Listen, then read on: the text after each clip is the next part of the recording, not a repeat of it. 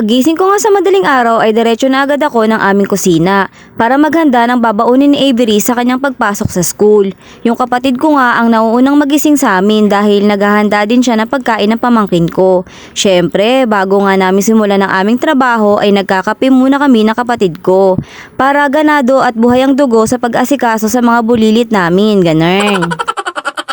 Tapos ko na nga pakainin, paliguan at bihisan itong si Avery. Sinusuklayan ko na nga ang kulot na ito at gagayak na rin para pumasok ang mga kids sa school. Paalis na nga kami ng bahay at naglalakad na kami papunta sa sakayan ng tricycle. Kasabay nga rin namin yung classmate ni Ate Angel na si Shane dahil pinupuntahan siya nito sa aming bahay. Pagkarating nga namin ng school ay dumadaan muna si Avery doon sa teacher niya nung grade 1 dahil nagmamano muna siya rito bago siya pumunta sa kanyang room. Pagkarating nga namin sa kanilang room ay tinalian ko muna ng buhok itong si Avery. Pagkatapos ay nagpaalam sa akin na maglalaro muna daw sila ng mga classmates niya. Nagsawa sa train kaya nagtrip to Jerusalem naman sila. Nyos ko, muntik pa nga mapasalampak itong si Avery.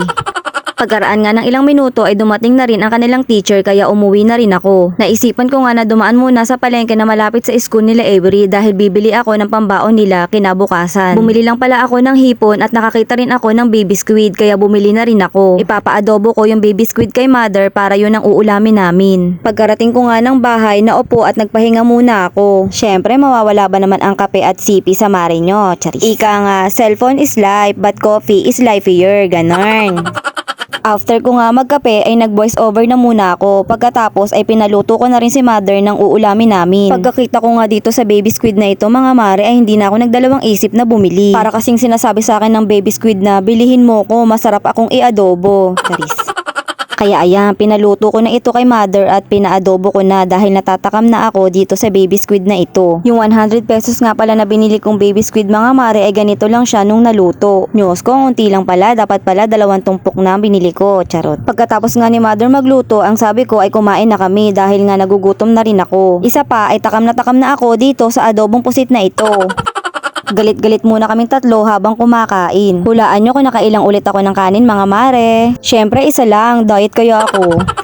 After nga namin kumain ay nagpahinga lang kami at umidlip muna ako dahil nga magsusundo pa ako kay Avery ng 1:00 ng hapon. Pagkarating ko nga ng school ay tambay muna ako dito sa e-bike ng co-parent ko. Ito nga at nasundo ko na si Avery at naglalakad na kami pa uwi sa bahay namin. Nagpabili pa nga itong bata na ito ng candy doon sa tindahan ng kaibigan ko. Pagkarating nga namin ng bahay nagpahinga lang ako at ito magche-check na ulit ako ng mga notebooks ng anak ko. Everyday ko chine-check ang mga notebook ni Avery para alam ko kung gumagawa ba siya ng mga aralin nila. Pagka-uwi nga ng mga kids namin dito sa bahay, itong si ate ay gumagawa ng mga assignments niya. At ito namang si Avery nyo, tignan nyo ang ginagawa. Ayan, puro cellphone lang ang bata. Busy na siya manood sa YouTube. Maya-maya nga ay lumapit sa akin itong si Avery at umiiyak. Akala ko naman kung bakit, yung pala dahil dun sa pinapanood niya. Tapos nga gumawa ng assignment ni ate ay lumabas muna kami at nagpunta kami dito sa may Alpha. Naku naman itong si Avery, sumalampak na dito sa may Alpha. Nung nakarinig nga ng tugtog dito sa Alpha, ayan, sige, sayaw pa. Nakarinig lang talaga ng tugtog ang batang ito, walang ginawa kundi magsayaw. Akala mo talaga bulating na asinan. Fast forward na nga ito mga mare, tingnan nyo naman hanggang sa pagtulog namin ay wala pa rin tigil sa kalokohan itong si Avery. Sige pa rin siya sayaw kahit na wala naman ng tugtog.